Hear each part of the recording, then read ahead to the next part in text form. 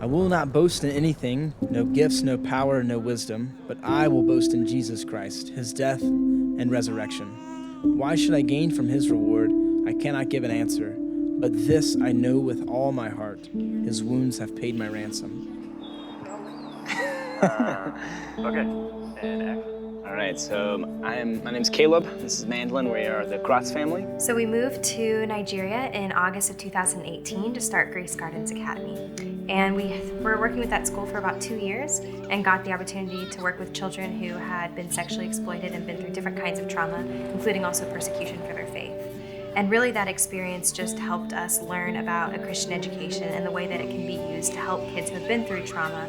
We always knew that missions was something we wanted and knew that God was calling us to in some capacity. That was a big thing for us to care for the orphans, those in need who have been abused, victimized. We felt a sense of urgency to go out into the field, and we didn't need to wait until we were older, but we wanted to serve God now.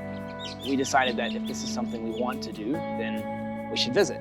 So something just changed, I think, in both of our hearts the week I was here, which was really special because she wasn't here at all. Didn't get to see a lot of things that I saw, but just conveying what I saw to her.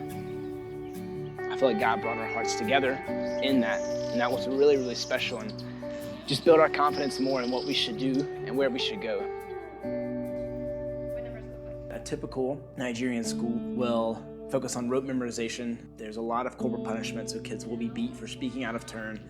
They will be punished for asking questions. So there is a fear of teachers, of authority figures, of school in a lot of these kids. But when they come here, they're able to be excited about learning, be excited about school. We get to love them individually and know them personally. Sometimes we hear really hard things about our kids, but we're the ones that get to hear those things, and we don't want to ever forget how much of a privilege that is.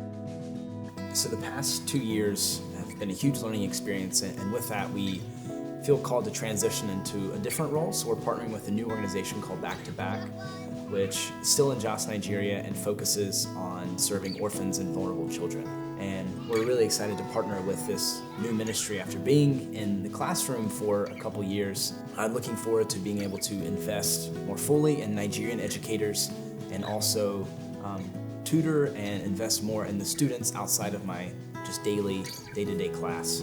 So another huge need that we had noticed during these 2 years is the immense need for women and children to be supported, especially in crisis pregnancies and crisis birth. This thing started out with a woman who was in a village. She had had a baby and wasn't able to produce breast milk. And just through breastfeeding support and through helping this woman get some nutritional meals and a safe place to stay, the woman really started thriving as a mother.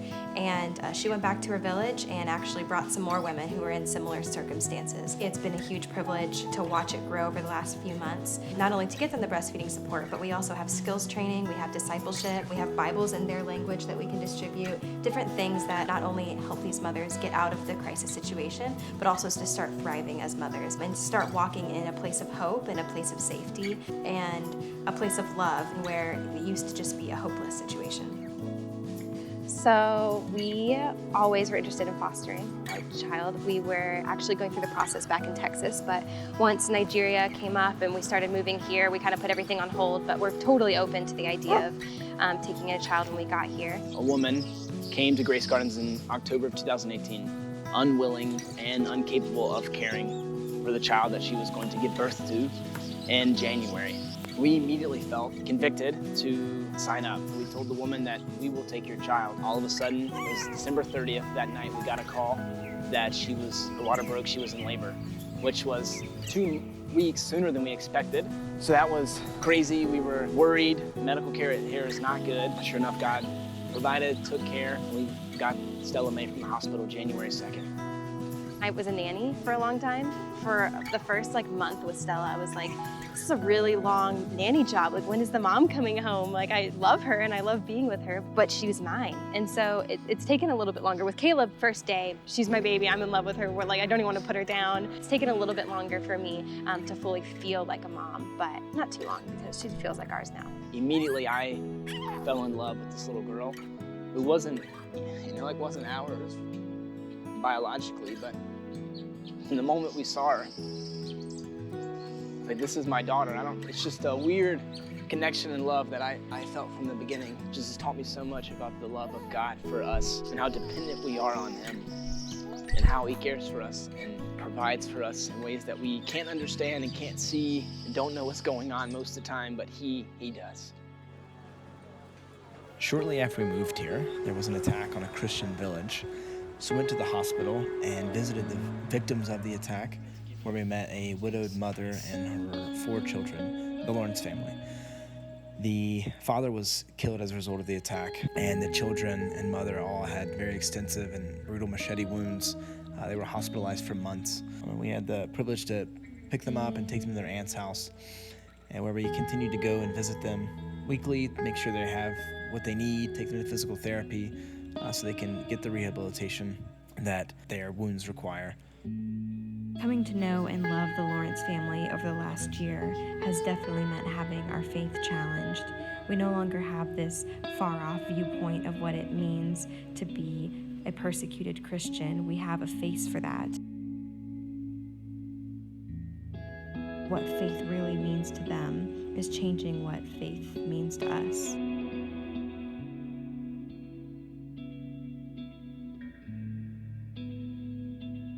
We have seen so much suffering and hurt because of the sin and wickedness that's just rampant in this world. For a little while, it got us down. It got us into a place of depression, a place of why would the Lord let this happen?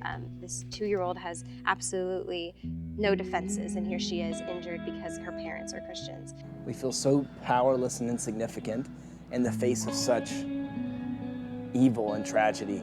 The more time we spent reading our Bible and talking to each other and really looking around and seeing what the Lord has to show us through it, we realize that if anything, it points to our immense need for a Savior. The evil that exists here that we have never seen before and that we have never experienced is the same evil that exists in America. It's just different. And the same evil that exists within me, I have an immense need for a Savior. Nigeria has an immense need for a Savior.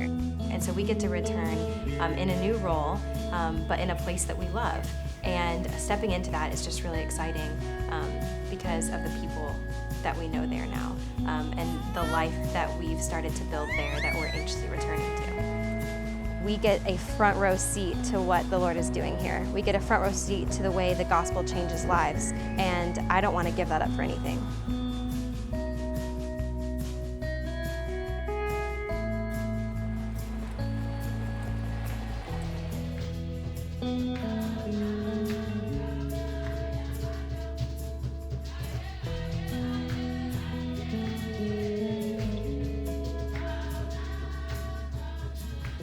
The kids we see and get to teach and get to work with, knowing where they come from and where they'll go because of school and education and the love they receive is no credit to us, but it's just God's hand and God using us in ways that are beyond our imagination.